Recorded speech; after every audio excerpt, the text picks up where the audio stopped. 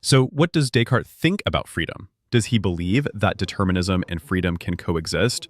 Is the ability to choose between two options a prerequisite for free will? To understand Descartes, it is better to put these questions aside for now. After all, Descartes created a whole new philosophical worldview. Free will is only one part of it. Now I'm curious. Descartes believed in God and was convinced that he could prove his existence. He wasn't the first to attempt this. He begins with the proof of his own existence. You can doubt everything, but not the fact that you are doubting. Therefore, there must be someone who doubts. Descartes then asks himself how a thinking self can exist. He concludes that only God could have created it. But isn't Descartes a philosopher of the Enlightenment? All of this sounds very pious and loyal to the church. He had his problems with the church. The church wants to understand God by interpreting the Bible, but the Bible had no meaning for Descartes. For him, God was more of a logical category within his mathematical and logical system. He also used the first person in his books. His beliefs were completely independent of the church, whose role it is to convey the word of God. In fact, the church banned his books and placed them on the index. I get the impression that Descartes developed his own concept of God. For him, God must exist because we can conceive of a perfect being, and the idea of perfection can only come from God, because humans are not perfect. Furthermore, there must have been a first cause for everything. Our existence cannot have arisen from nothing. For Descartes, God is the archetype of all reality. God exists. For I, who am a finite being, would not have the idea of an infinite substance if it had not been placed in me by some substance that was truly infinite. What if I just made God up? According to Descartes, this is impossible. Only through God can a connection to the outside world be re-established. I am not alone because at least God exists, having created everything, including my doubts.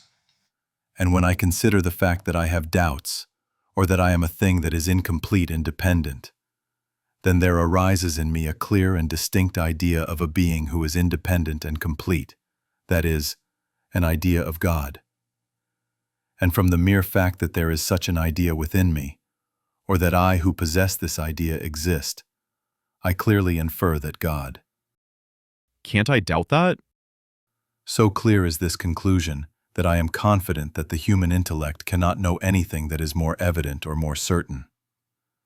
And now, from this contemplation of the true God, in whom all the treasures of wisdom and the sciences lie hidden, I think I can see a way forward to the knowledge of other things. So then he had no more doubts. He wanted to turn philosophy into a science. However, rather than observing the external world, he starts with his own thoughts. He uses reason as the measure by which he observes his thinking. But not everyone is reasonable. How does he explain that? God is perfect, but humans are not. God created us not as perfect beings. He gave us a mind and the ability to make decisions, but as humans we make mistakes. If you think of God as being all-powerful and perfect, then he cannot be the cause of mistakes. People just want things that are wrong. Descartes sees it differently. He also considers the free will given by God to be perfect. From these considerations I perceive that the power of willing which I received from God is not, when considered in itself, the cause of my mistakes. For it is both extremely ample and also perfect of its kind. So what then is the source of my mistakes? Good question. So where is the mistake? For it is surely no imperfection in God that he has given me the freedom to assent or not to assent in those cases where he did not endow my intellect with a clear and distinct perception. But it is undoubtedly an imperfection in me to misuse that freedom and make judgments about matters which I do not fully understand. So he still doesn't understand. But he does answer the question. Mistakes lie in our minds when we make the wrong judgments. We make mistakes, but God does not deceive us. To preserve the idea of God's perfection, we must release God from responsibility for our errors. When our senses deceive us, God is not to blame. Mistakes are made when the mind lacks a complete understanding of a matter. If if we have a false understanding of something, we will also pursue the wrong goal. But couldn't God have created us as perfect beings? There is, moreover, no doubt that God could have given me a nature such that I was never mistaken. Again, there is no doubt that He always wills what is best. Is it then better that I should make mistakes than that I should not do so? That would be much better. If we were perfect and never made mistakes, we wouldn't have freedom either. Perfect beings would always make the right decision. In that case, their decisions would be predetermined and they would not be free.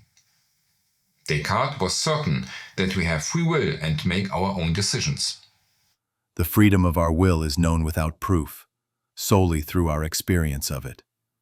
The mind has two elements, reason and will. We are free because we have a will, which is guided by reason. This is why freedom depends on reason. Correct understanding leads to freedom, independent of instincts and emotions. But because our freedom depends on understanding, mistakes can be made if our understanding is insufficient. So, is everything based on reason? The better our understanding, the less significant the choices become. This is because we then know what the right decision is. From a rational point of view, there's only one correct decision. Once we recognize this, our doubts are dispelled and we are free. How does he justify that? Descartes' philosophy is a system of logically connected concepts. He considers the existence of God and his own existence to be axioms or facts that cannot be further justified. From this, he concludes that we can think because we can conceive of God. But we are not God, and we make mistakes. This is possible because we can make decisions. We have a will for this purpose. When I look more closely at myself and inquire into the nature of my errors, for these are the only evidence of some imperfection in me, I notice that they depend on two concurrent causes, namely, on the faculty of knowledge which is in me, and on the faculty of choice or freedom of the will. That is, they depend on both the intellect and the will simultaneously. But which one is it then? Knowledge or will? We are only truly free when the will is guided by reason. Otherwise, we just follow our instincts or emotions. So, according to Descartes, only the educated are truly free.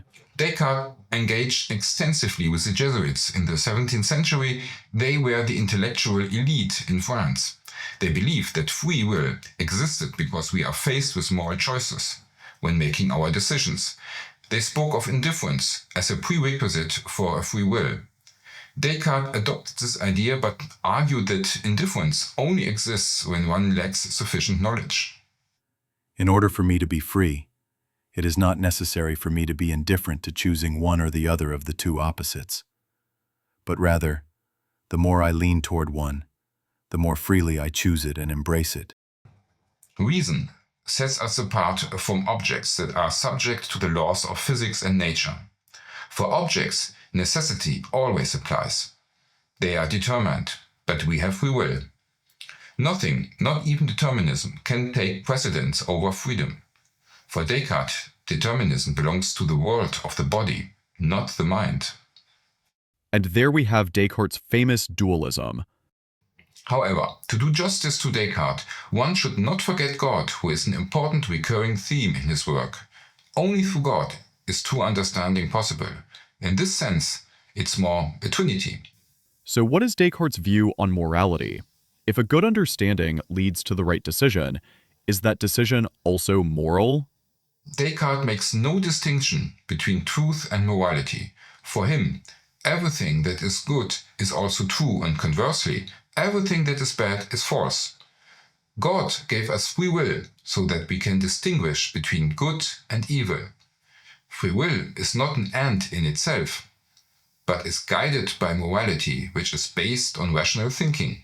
Truth and morality are identical. Okay, that all seems to work in theory, but does it work in practice? Descartes was also a mathematician. He elevated mathematics to a higher, more abstract level.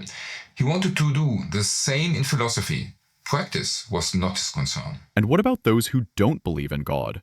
Or at least not in the God that Descartes defined? Then Descartes' system collapses. Contact with the outside world is lost. Instead of morality, egoism takes its place. So, with Descartes, the topic of free will is far from closed. Descartes sparked debate. Even though he argues with God, reason takes a center part in his philosophy.